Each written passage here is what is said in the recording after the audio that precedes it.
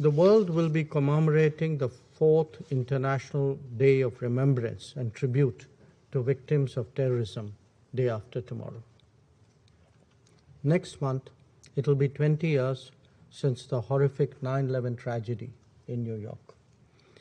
We in India have, of course, had more than our fair share of both challenges and casualties. The 2008 Mumbai terror attack is imprinted in our memories. The 2016 Pathankot airbase attack and the 2019 suicide bombing of our policemen at Pulwama were even more recent. Let me therefore express my solidarity with the victims and their families all over the world who have suffered and continue to suffer from the scourge of terrorism. We must never compromise with this evil. The international community holds a collective view that terrorism in all its forms and manifestations must be condemned. There cannot be any exception or any justification for any act of terrorism, regardless of motivations behind such acts. We also recognize that the menace of terrorism cannot be and should not be associated with any religion, nationality, civilization, or any ethnic group. However, in spite of the progress we have made to tighten the legal, security, financing, and other frameworks to combat terrorism, terrorists are constantly finding newer ways of motivating, resourcing, and executing acts of terror.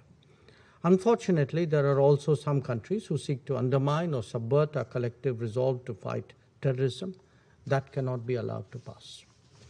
The latest report of the Secretary General has provided another stark reminder to all of us that ISIL, Daesh, continues to pose a critical threat to international peace and security. ISIL, Daesh remains active in Syria and Iraq, and its affiliates are growing in strength, particularly, as we heard from the briefers, in Africa. The financial resource mobilization of ISIL, Daesh has become more robust.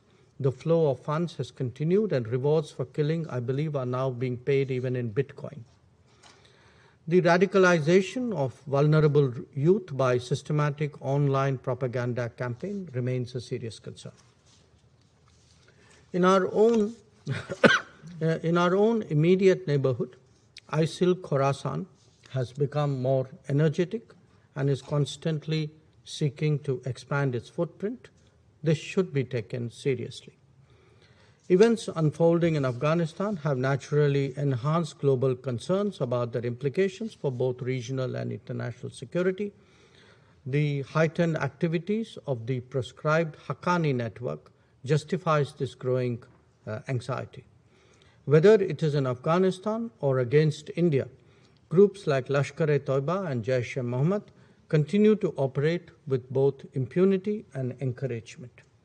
It is therefore vital that this Council does not take a selective, tactical, or even a complacent view of the problems we face. We must never countenance sanctuaries for terrorists or overlook the raising of their resources. And when we see state hospitality being extended to those with innocents' bloods on their hand, we should never lack the courage to call out this doublespeak. We heard from the briefers of the aggravating impact of the pandemic. What is true of COVID is even more true of terrorism. None of us are safe until all of us are safe.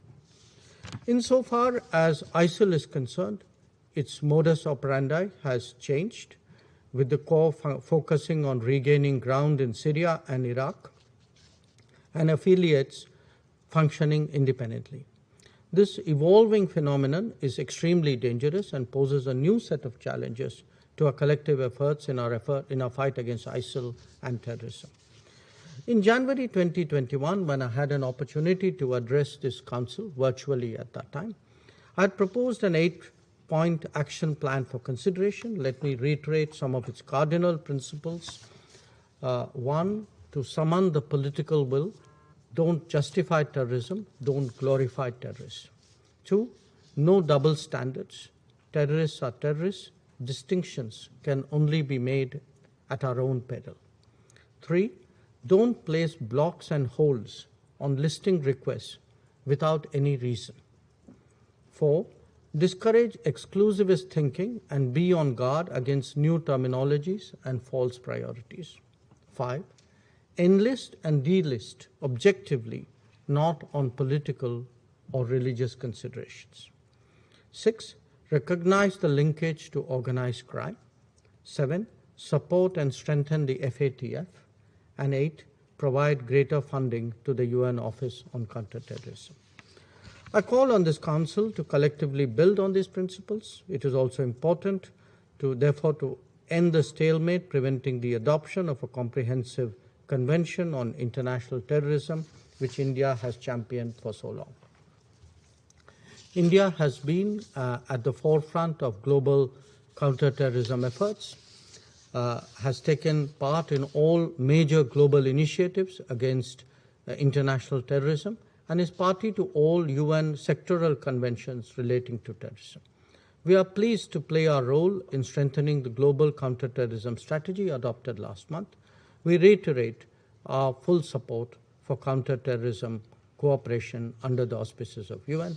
I thank you.